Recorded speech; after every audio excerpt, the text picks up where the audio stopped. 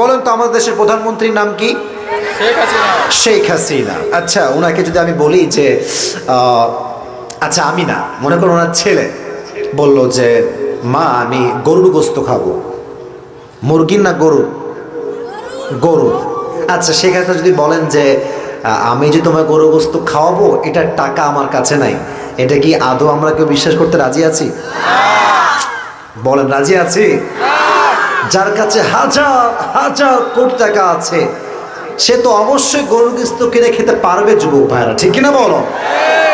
এবার আসেন হাদিসে আসে। আবু বকর রাদিয়াল্লাহু তাআলা আনহু একদিন বাসায় আসছেন, নরমালি অ্যাজ ইউজুয়ালি যেমনভাবে তিনি আসেন। তো যখন তিনি বাসায় আসছেন তার বউ তার সামনে চুপচাপ দাঁড়িয়ে আছে। তো দেখবেন বউ কিছু চাইতে চাইলে স্বামী তার চেহারা দেখে অগ্রিম বুঝে যায়, ঠিক কিনা বলেন? তা আবু বকর বলছে তোমার কি হয়েছে, তুমি কিছু চাচ্ছ নাকি আমার কাছে, বলো, তোমার আবদার পূরণ করার ট্রাই করবো আমি। তো বলছে আবদারটা আসলে আমার না, আবদারটা হচ্ছে আপনার সন্তানদের। কি আবদার? আমাদের যুগের শ্রেষ্ঠ দামি খাবারের নাম বলতে গেলে এখন গোস্তের মাঝে হচ্ছে গরুর গোস্ত বা হরিণের গোস্ত, যাই হোক, হোয়াট এভার এলস। কিন্তু তৎকালীন সময়ে সবচেয়ে আরব বিশ্বের দামি খাবারের নাম ছিল, মুরব্বী আব্বা জানেরা, যুবক ভাইয়েরা, সারিদ। বলেন নামটা কি, বলতে পারবেন? সারিদ, the most expensive food in Arabic world.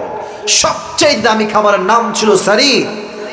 Abu Bakr বলছে আমাকে মাফ করে দাও, আমি প্রধানমন্ত্রী হতে পারি, বাট আমি যে আমার সন্তানদের আবদারটা পূরণ করব, এই টাকাটা আমি আবু বকরের কাছে নাই। সুবহানাল্লাহ, নাই। তো বলছে আপনি কি বললেন এটা? আপনি হচ্ছেন, you are the prime minister of whole country, পুরো দেশের প্রধানমন্ত্রী আপনি, আপনার কাছে সারিদ কেনার টাকা নাই। আর আপনি তো আপনার কোষাগার থেকে টাকা বের করলে পুরো আরবের সব সারিদকে 1 সেকেন্ডে কিনতে পারবেন। তো সে বলছে তাই নাকি? আমি যদি আজকে টাকা মেরে খাই, কেউ না দেখলে আমাকে দেখে একজন। বাচ্চা আপনাদের আগে বলেছে আল্লাহ, সবাই বলতে পারলো না দেখে কে? আমি যদি আজকে টাকা মেরে খাই আমাকে আল্লাহ দেখবেন, আর সামান্য কয়েক টাকার জন্য আমি জাহান্নামের আগুনে পুড়ব, এটা কখনো কষ্টিন কালো সম্ভব হতে পারে না। সুবহানাল্লাহ পড়বেন না আপনারা? এই কথা বলেই বলছে বিবি মাফ চাই, তুমি আমার পক্ষ থেকে সন্তানের কাছে মাফ চেয়ে নিও, বাবার কাছে এই সম্পদ নাই যে সারিদ কিনে খাওয়াবে। বের হয়ে গেছে। হাদিসের পাঠ এখনো বাকি আছে। প্রায় দীর্ঘ 3 থেকে 4 মাস পর তিনি আবার বাসায় আসছেন। দেখছেন তার বউ আসছে, তার সামনে একটা প্লেট আছে। তো দেখছে প্লেটে কি আছে, দেখছে কয়েক টুকরা সারিদ রাখা আছে, সারিদ। তো বলছে আরে তুমি এটা কই থেকে পেয়েছো, টাকা পেলা কোথায়? আমি তোমাকে টাকা দেই নাই, তো তুমি সারিদ পেলা কই থেকে? এটা কি হালাল না হারাম? বলছে ডেফিনেটলি হালাল, তবে কেমনে নিয়েছি একটু বোঝাই আপনাকে আমি। আপনি যে প্রত্যেক মাসে আমাকে একটা, অনেকে প্রবাসে থাকে না, আমাদের প্রবাসে থাকে না, দেখবেন মাসিক একটা বউকে তারা খরচ পাঠায়। তো আবু বকর যে খরচ প্রত্যেক মাসে দিতেন, তার বউ বলল এই প্রত্যেক মাসের খরচ থেকে টাকা সামান্য বাঁচিয়ে বাঁচিয়ে বাঁচিয়ে বাঁচিয়ে এই 3 মাসে যা হয়েছে, যতটুকু হয়েছে সেটা জমিয়ে আমি সারিদ কিনেছি, আপনি খান।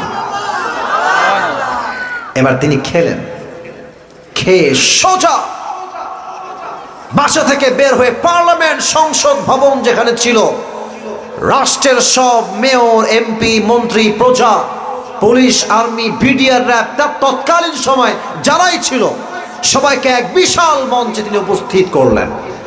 যখন সবাই হাজির হয়ে গেল, সবাই তো ভয়ে আছে, কিরে খলিফাতুল মুসলিমিনের হয়েছে কি, আজকে তো রাগান্বিত কেন তিনি? এবার তিনি সবার সামনে দাঁড়িয়ে একটা বিশাল লম্বা ভাষণ দিলেন। তিনি বললেন, প্রিয় ভাইয়েরা আমার, আমি এটা কোট করছি বাংলাতে, জাস্ট মিনিংটা বলার ট্রাই করছি। উনি বললেন, আমার প্রিয় আরবের ভাইয়েরা, মক্কার ভাইয়েরা, মদিনার ভাইয়েরা, আমার রাষ্ট্রের প্রত্যেকটা প্রজারা, শুনবেন মনোযোগ দিয়ে সবাই। আপনারা আমাকে যে বেতন প্রত্যেক মাসে দেন, এটা আজ থেকে কমায় দেন। এর কারণ আমার বেতন থেকে বাঁচিয়ে টাকা আমার বউ আমার জন্য সারিদ কিনেছে, সন্তানের জন্য সারিদ কিনেছে, এটাই প্রমাণ আমি আবু বকরের সংসার এর চাইতে কম টাকাতেই চলে যাবে, আমার এত টাকা বেতন লাগবে না। সুবহানাল্লাহ। কোথায় ভাইরা? মাত্র কয়েক টাকার হিসাব, কয়েকটা দিনার মাত্র। তো একজন যুবক মাঝখান থেকে দাঁড়িয়ে গিয়েছে, ইয়া আবু বকর, কি সমস্যা তোমার? মাত্র কয়েকটা দিনার রেখে দাও বেতন হিসেবে, আমাদের কোনো অবজেকশন নাই, কোনো কমপ্লেইন নাই এই বিষয়ে। এবার তিনি যে জবাবটা দিয়েছেন এটাই হচ্ছে আমার হাদিসের মেইন পারপাস, মেইন মেসেজ। উনি বললেন, তোমাদের রাষ্ট্র থেকে আমি 2 পয়সা মেরে খাবো,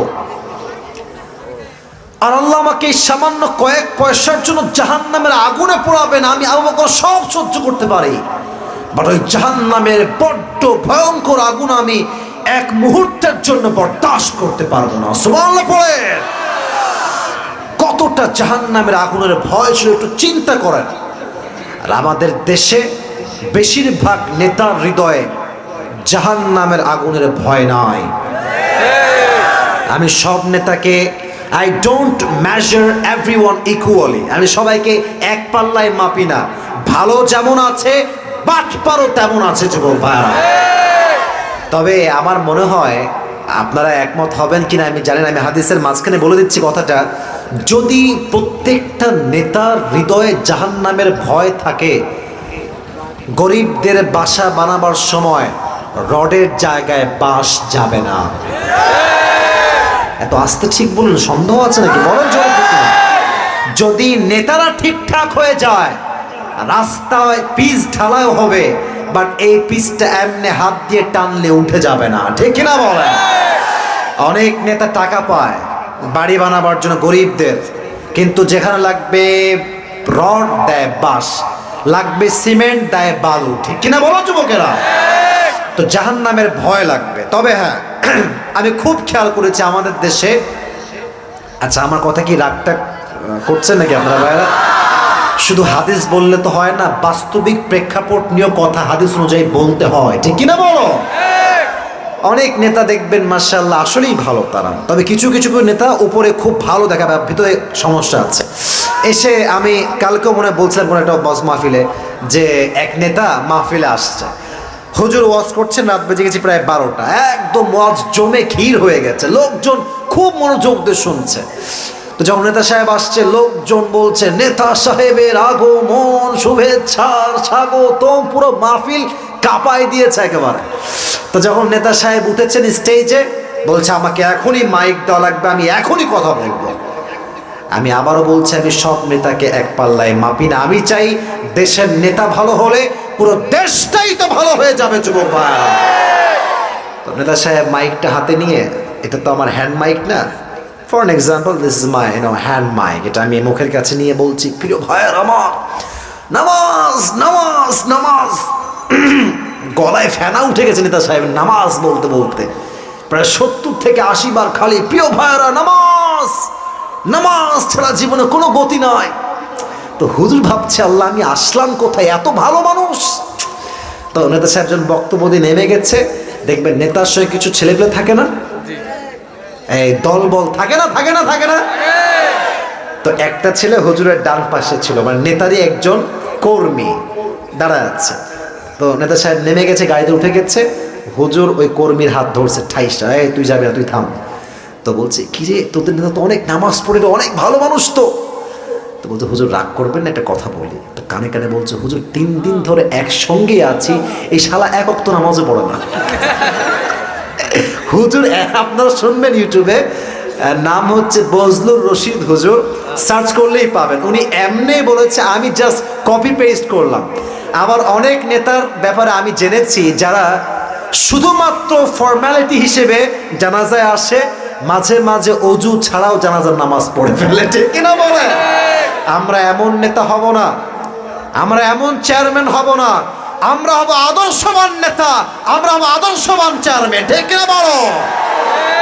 জাহান্নামের ভয় লাগবে। 2 নাম্বার হচ্ছে এক্সাম্পল, এটা আরো সুন্দর, এটা আরো সুন্দর হাদিস। আচ্ছা, আমার যে জামাটা আমি পরে আছি, সাতক্ষীরার ভাইরা, আগে আগে আগে দেখেন, look at my dress first. এটা কি পাঞ্জাবি না জুব্বা? এই বুঝে শুনে এত আসতে বললেন, পাঞ্জাবি না জুব্বা? এই যে আমাদের চেয়ারম্যান সাহেব পাঞ্জাবি পরে আছেন, আমার বামেই পাঞ্জাবি, আমি জুব্বাওয়ালা। ভাইজান কি জুব্বা পরছেন নাকি? আচ্ছা, জুব্বাওয়ালা, ঠিক আছে। আমি একটু হাদিসটা বোঝাবো, তাই আগে এটা ব্যাখ্যা করছি। জুব্বা হয় একদম লম্বা, টাকনু বরাবর, অ্যারাউন্ড গোল হয়। কথা কি বুঝতে কোনো সমস্যা হচ্ছে? আচ্ছা, পাঞ্জাবি হয় দুই প্রকার। হাঁটুর উপরে গেলে বলে শর্ট পাঞ্জাবি, নিচে গেলে বলে লং পাঞ্জাবি। আমি পরে আছি জুব্বা। এবার আসেন হাদিসটা শুরু করছি। একদিন ওমরে ফারুক জুমার মেম্বারে দাঁড়িয়ে দাঁড়িয়ে খুতবা দিচ্ছেন। In the middle of speech, খুতবার মাঝখানে একজন যুবক মাঝখান থেকে দাঁড়িয়ে গিয়েছে, বলছে, ওমর, তোমার জুব্বা তো লম্বা কেন? মাটির সঙ্গে লেগে গেছে কেন? তুমি কি রাষ্ট্রের টাকা মেরে খেয়েছো নাকি ওমর? নাউজুবিল্লাহ, নাই যে আপনাদের। আচ্ছা বলেন তো, ওমরে ফারুক কি রাষ্ট্রের টাকা মেরে খেতে পারে? এটা কি আপনাদের বিশ্বাস হয়? হয় হয় রিয়াকশন দেখেন, এত বড় বাজে কথা কাকে? প্রধানমন্ত্রীকে। আর আমাদের দেশে একজন পাতি নেতাকে বললে ভাবে সে বাঁচে না। কিছু কিছু লোক দেখবেন নেতার চামচামি করে খায়, কিছু লোক, নট এভরিওয়ান। নেতার নাম ভাঙিয়ে খায়, বলে, তোমার চিনিস আমি কিডা? তোমার চিনিস? আমার বাড়ি কই তুই জানিস? ওরে বলবো, তোরে চিনি, তুই নাম বলবো না, একটা বাটপার। তুই নেতার চামচামি করে খাস, তোর নিজের কোনো পরিচয় নাই, ঠিক কিনা বলো? মাথায় রাখবেন, পীর পুরুষের সন্তান সে, যে নেতার পরিচয় না, নিজের পরিচয় বড় হয়, ঠিক কিনা বলো? তবে নেতার পেছনে ঘুরলেই খারাপ হবে তা নয়। আমার কথা হচ্ছে, নেতা সাহেব যাবে ডান দিকে, তার কর্মীও যাবে ডান দিকে। বাট মাঝে মাঝে নেতা সাহেব ঠিকঠাক, নেতার কোনো দোষ নাই, বাট কর্মী তার নাম ভাঙ্গায় খায়, ঠিক কিনা বলে? তো দেখেন রিয়াকশন কাকে বলে।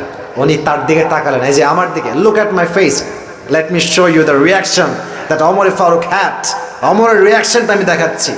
ও বলেছে, রাষ্ট্রকে তুমি মেরে খাইছো ওমর? ওর দিকে তাকায় ছোট্ট একটা তিনি মুচকি হাসি দিয়েছেন। সুবহানাল্লাহ নাই আপনাদের সবার? রাগ নাই, গালি নাই, মাইর নাই। তো যখন সে এত বাজে কথা বলেছে, ওমর চাইলে ফাঁসির আদেশ দিতে পারতেন না? এই বলুন, পারতেন না? পারতেন না? পারতেন না? কিচ্ছু বলেন না। তার পাশে তার সন্তান ছিল, হাদিসে আসছে ইসমুহু আব্দুল্লাহ ইবনে ওমর। সোজা দাঁড়িয়ে গেছে, এই ভাই কিফ, স্টপ, থামো। বাবার জুব্বা লম্বা কেন? আমি তোমাকে আজকে বলবো মূল ঘটনা আসলে কি। এবার তার সন্তান আব্দুল্লাহ ইবনে ওমর ডাক দিয়ে বলছে, ভাইজান আমার, প্রত্যেক বছর আব্বা একটা জুব্বা পায়, আমি একটা জুব্বা পাই, কিন্তু এই বছর আব্বাজান যে জুব্বা পেয়েছে, জুব্বাটা বড় শর্ট হয়ে গিয়েছে, হাঁটু পর্যন্ত আসে। এবার বলেন তো, রাষ্ট্রের প্রধান খলিফা জুব্বা যদি পাঞ্জাবির মতো পড়ে, এটা কি মানায়? মানায় না। আচ্ছা, এক্সাম্পলটা আমি দুটো টিস্যু দিয়ে বোঝাই, আমার খুব হেল্প করে মাঝে মাঝে। এটা হচ্ছে ওমরে ফারুকের জুব্বা। এই দেখো, জুব্বাটা লম্বা, তো এটা এমনি শর্ট হয়ে গেছে। এক্সাম্পল বুঝতে কোনো সমস্যা হচ্ছে তো আমাদের? আচ্ছা, দিস ইজ দ্য জুব্বা অফ সান অফ ওমরে ফারুক, তার সন্তানের জুব্বা। এটা ঠিকঠাক সাইজে লম্বায় আছে, বাট এটা একটু শর্ট। তো বললেন, যাও তোমার জুব্বা নিয়ে আসো। তো এক হাতে তার নিজের জুব্বা, এক হাতে সন্তানের জুব্বা। এবার বললেন, দর্জি কোথায়? দর্জিকে নিয়ে আসো। দর্জি এমার্জেন্সি, খুব আর্জেন্টলি দৌড় দিয়ে আসছে। কি বলবেন? জাহাপনা, যা বলবেন তাই করব আমি, আপনার আদেশ করেন আপনি আমাকে। বলছে, শোনো, এটা আমার ছেলের জুব্বা, এখান থেকে হালকা কাটো। হালকা কেটেছে, কি করব এবার? বলে, এই জুব্বার এতটুকু অংশ যে কেটেছো গোলটা, এখানে শর্ট হয়ে গিয়েছে, এটা কেটে এখানে তালি লাগিয়ে দাও। তালি লাগাও। তালি লাগিয়ে জুব্বা পরেছেন। নতুন জুব্বা চাইলে কয়েক লাখ কিনতে পারতেন। তো সবাই বলল, ওমর ফারুক, আপনি তালি দাও জুব্বা কেন পরেছেন? উনি একটা জবাব দিয়েছিলেন, that has really touched my heart. এটা আমার মনে আঘাত করেছে। উনি বললেন যে, আমি চাইলে লাখ লাখ জুব্বা কিনতে পারবো, বাট আমি যদি রাষ্ট্রের একটা পয়সা মেরে খাই, আল্লাহ আমাকে যে জাহান্নামের আগুনে পোড়াবেন, আমি ওমর সব সহ্য করতে পারলেও ওই আগুনটা সহ্য করার কোনো ক্ষমতা আমি ওমরের মাঝে নাই। সুবহানাল্লাহ পড়বেন না আপনারা? দ্যাট ইজ কল্ড তাকওয়া। এটাই হচ্ছে আল্লাহর ভয়, এটাই হচ্ছে জাহান্নামের আগুনের ভয়।